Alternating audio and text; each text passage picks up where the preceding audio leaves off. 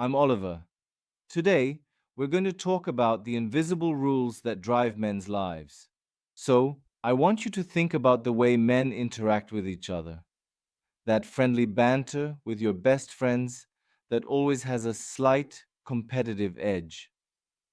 The unspoken tension in a meeting when a colleague challenges your idea. The visceral gut punch feeling when you hear about a friend's promotion or see someone your age driving a car you can't afford. Why do we do this?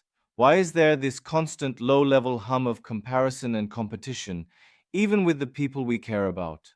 Why does another man's success sometimes feel like our own personal failure? Because whether you are aware of it or not, from the moment you wake up to the moment you go to sleep, you are playing a game.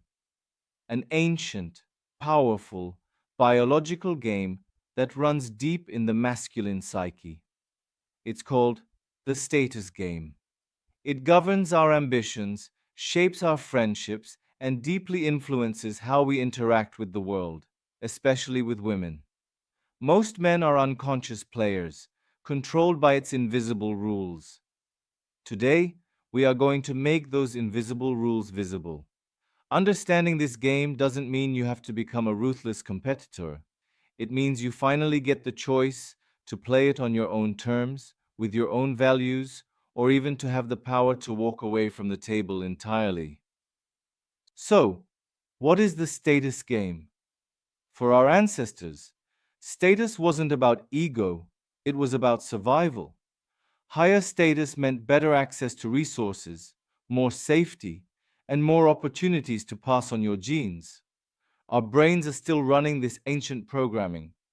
We are constantly, subconsciously scanning our environment and asking three questions: who is above me? Who is below me? And what can I do to move up?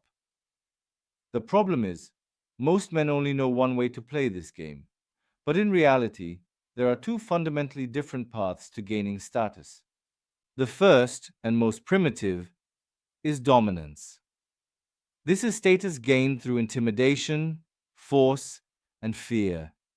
It's the alpha male stereotype: the playground bully, the aggressive boss, the man who wins arguments by being the loudest.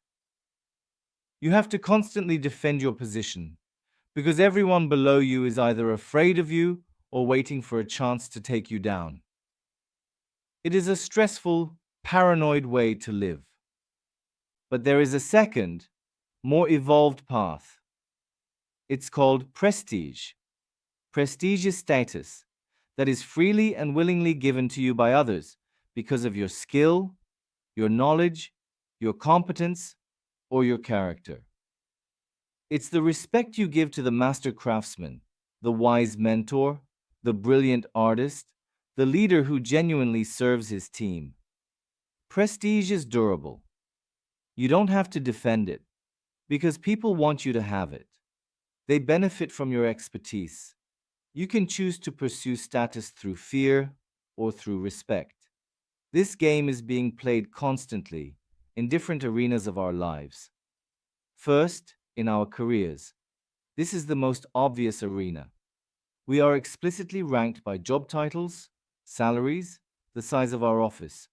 The corporate ladder is a literal status hierarchy. This is where the pressure is most intense and where men often sacrifice their health, their relationships, and their integrity to climb a few rungs higher. Second, in our friendships. The game here is much more subtle.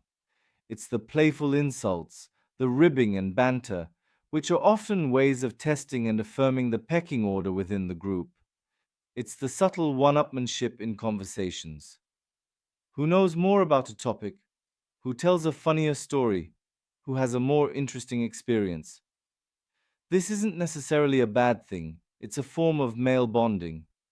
But when you are unaware of this dynamic, it can lead to feelings of envy and insecurity among the people who should be your greatest allies. And third, in relationships with women. This is where the game becomes incredibly complex and where understanding it is crucial for both men and women. Historically, men have tried to display status to attract a partner, primarily by demonstrating their ability to provide and protect. A man might buy an expensive watch not just because he likes it, but because it's a subconscious signal of his status. This also explains why an insecure man can feel threatened by a successful, high earning partner. It's not that he doesn't want her to succeed, it's that on a primal, subconscious level, her success challenges his position in the status hierarchy he was taught to value. A confident man, however, one who plays the prestige game, will be proud of his partner's success because his status comes from his own competence, not from being the man of the house. So, if we are all playing this game, how do we play it consciously? And how do we win in a way that feels authentic? Step 1. Identify your primary arena. You must first be aware of the game you're playing. Ask yourself honestly, in which area of my life is my self-worth most tied to my status? Is it your career, your intelligence, your social circle, your physical strength? Where do you feel the most intense sting of comparison? Just identifying this is a massive step towards regaining control. Step 2. Choose your path. From dominance to prestige. Make a conscious decision to stop playing the dominance game. It's a dead end. Instead, commit to building prestige. Instead of trying to win arguments by being the loudest, aim to become so knowledgeable that people seek your opinion. Instead of boasting about your accomplishments, let your results speak for themselves. Instead of seeing other successful people as threats, see them as potential collaborators or teachers. This is a shift from, how can I look better than others, to how can I be so good that my value is undeniable. Step 3. Find your tribe, where you have natural prestige. Often, we feel insecure because we are trying to compete in a game we are not naturally built for. The secret is to find the arena where your unique skills and passions give you a natural advantage. Are you a brilliant cook, a skilled gamer, an amazing father, a knowledgeable historian?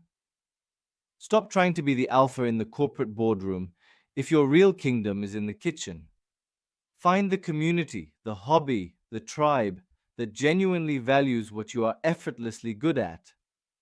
Building a foundation of secure status in one area of your life gives you the confidence to not care as much about your rank in others. And the final, most powerful step, transcending the game.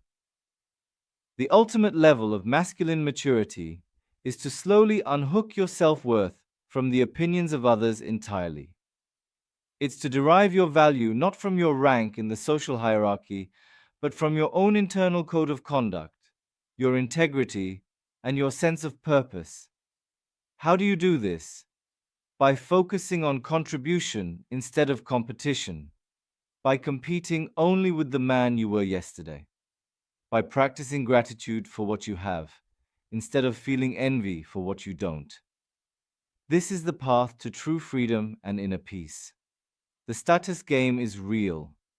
It is being played all around you, right now, and it has been shaping your desires and your fears your entire life. But you do not have to be its puppet. Once you see the invisible rules, you are no longer bound by them. You can choose which games are worth playing, how you want to play them, and which are simply not worth your energy. True power is not found in dominating others, but in mastering yourself. It's found in building your worth on a foundation of genuine competence and unwavering character. A foundation so strong that the daily wins and losses of the status game no longer define who you are. In which arena of your life do you feel the status game the most? Share your thoughts in the comments. And if you're ready to play a better game, make sure you subscribe.